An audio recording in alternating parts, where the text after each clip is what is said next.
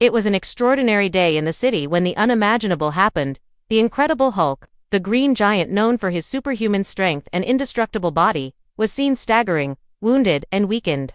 He had just emerged from a fierce, unknown battle, his skin bruised, muscles trembling, and for the first time in years, his mighty frame showed signs of vulnerability. Blood trickled from a deep injury on his chest, and the once invincible Hulk collapsed at the gates of a local metropolitan hospital, his breathing heavy and labored.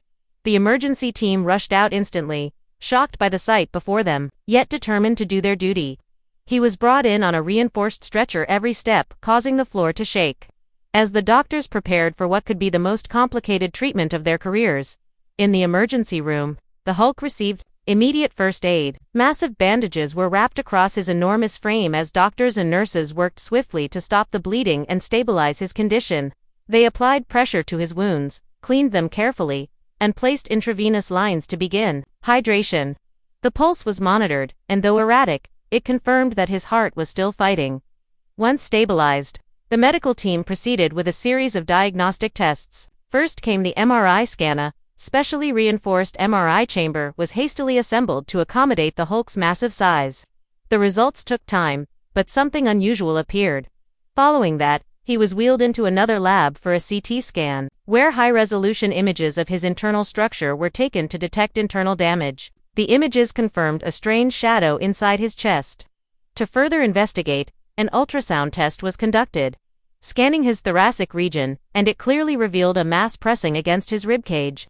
Finally, a detailed X-ray of the chest confirmed it beyond doubt there was a cyst inside the Hulk's chest, growing dangerously close to vital tissues. A panel of top surgeons and specialists met immediately to discuss the case. This was a delicate matter. Not only were they operating on a superpowered being, but the condition itself posed serious risks. After a short but tense discussion, it was agreed the Hulk had to be taken to the operation theater without delay. In the sterile, high-security surgical suite, the atmosphere was tense.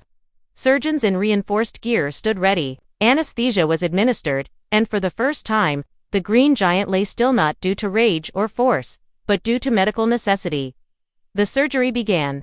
The chest was carefully opened with reinforced surgical tools, and the cyst was located pressing dangerously against his inner tissues. With precision and care, the cyst was successfully removed. The bleeding was controlled, internal damage was repaired, and finally, his chest was stitched back, a meticulous closure to one of the most challenging procedures ever performed. Following the operation, the Hulk was shifted to the recovery room, where his vital signs were closely monitored.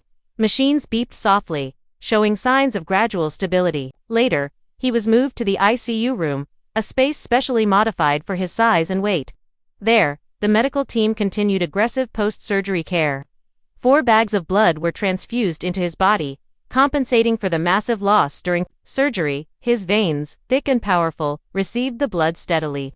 Afterwards, he was put on intravenous drips, delivering essential fluids, antibiotics, and pain relievers directly into his bloodstream to accelerate healing. As his condition improved, the green color on his skin brightened, slightly subtle signs that his incredible body was starting to regenerate. Soon, he was shifted from the ICU to a bed in the general ward, where he could rest under watchful eyes.